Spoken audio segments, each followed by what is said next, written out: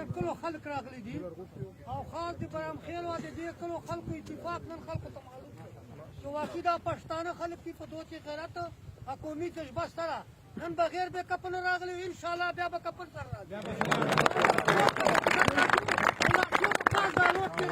که څو پورې موږ د SMS دلته لګولی دي ټیک ته تاسو ټولو دا راځه دا خبره که د خدای خوښه وه که نه یې خوښه وو دا به خوښه وو انشاءالله دا وطن ملګری د هیڅ څه نه دی دا وطن د تو سره ملګری دا مروت خوره اڅه بله خبره موږ خو نورنګ راغلي زه کوم وزیر یې د وړه سره مې تعلق ته دا ټول یو خلک داسې نه وایو نه به انشاءالله په دې نه بد مروت دي نه به وزیري نه به بلي نه به بلي دا د موږ د بې اتفاقۍ لارې دي دغو شیانو موږ ډېر سره لرې کړي یو که تاسو سوچ کوئ زه دغ شي په حالت ته راغلو چې موږ دا سوچ نه وکړی چې مروت به دومره تکړه کېږي ځکه چې که سوچ وکړې دا خبره مانو ډېر خاموشي دي دلته ډېره بې شعوري ده اکثر موږ ورسره روان وو که نه ملګري روان ول چې روان یو بله بد رانه مو کړی ورسره روان یو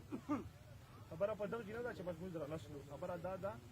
چې دا شی د ما ده دا شی د ما ده دا به اوله ماته کېږي که پاکستان ماني پاکستان په قانون چې ما ده ارټیکل 152 نه که 158 به د خبرو کې خطو شو دا شی به اوله دغه وطني بیا په آنه بعد دلې درومي دا نه د دی په ما باندې احسان کوي نه د دی په ما باندې شګړه خرڅوي و نه په دا کې حاجي صاحب مشرونه مذاکرات شته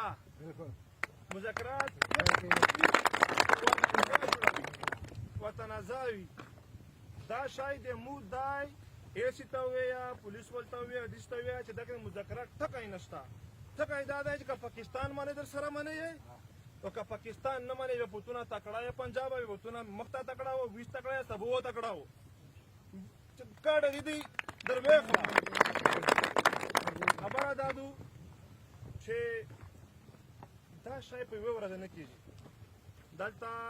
اونې درکوي دا خبره وروایي قسم دي که داسې ډېر کړو که ډېر یې که بیا خو موږ وایو چې دا خو چېرې خدای پاک لکه چې دی زړونه په زمزم یې ووینځم خو داسې خبره نه دو بکه خیل نوستی ځنې خیل نوستی درې میاشتې مخکې دا خو داسې د شوی نه روان ده یو خو سره 2 میاشتې مخکې دغه وکړه چې موږ به تاسو ته درکوو SMS به درکوو او پلانه به درکوو